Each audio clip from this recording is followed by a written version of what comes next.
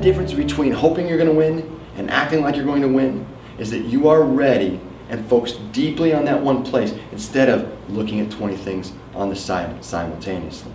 Second thing is you want to make certain that you've got a map for execution. In almost all of Buffett's deals, the opportunity moves forward rapidly because he doesn't want any interrupt in the profit flow. Think about that. When you're selling to an organization, you're selling to a company, one of their greatest barriers, their greatest fears is, what's the transition map going to look like? They may be excited about where we're going, they may be very pained where they are now, but how do I get from here to there rapidly?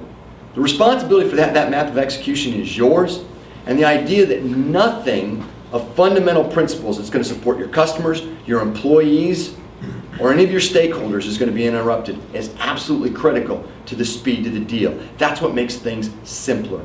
And finally, keep it simple inside of your own company and don't second guess yourself.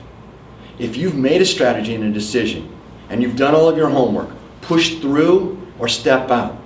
Now, Buffett has over 100 deals that are on the acquisition side, and he has sold the vast majority of those at a price lower than what the marketplace would have offered that particular owner who was selling their business. He sold them that they should come and do business with him. He sold them that they should bring their company into the Berkshire Hathaway fold. And most of his purchases were for cash, not stock. So it wasn't a trading of a lower value stock for an anticipated value of a higher value stock at Berkshire Hathaway. It was a cash buy. Along the way, he killed a lot of deals. A lot of deals because he didn't second guess himself. He knew what winning looked like before he got there, and if the deal couldn't be done in the way that he wanted to get it done, he moved on to another deal. To the point that sometimes he'd go a year, 2 years, 3 years, and he didn't do any deals because he didn't see any opportunities out in the marketplace that fit into his strike zone. So let's put it all together.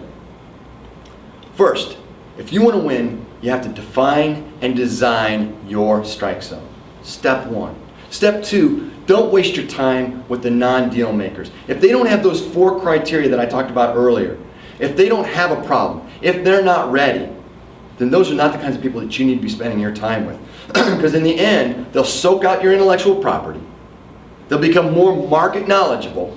They'll take that back to the incumbent, the largest brand name or the cheapest price, and get what they want from the information that you provided them and give you nothing.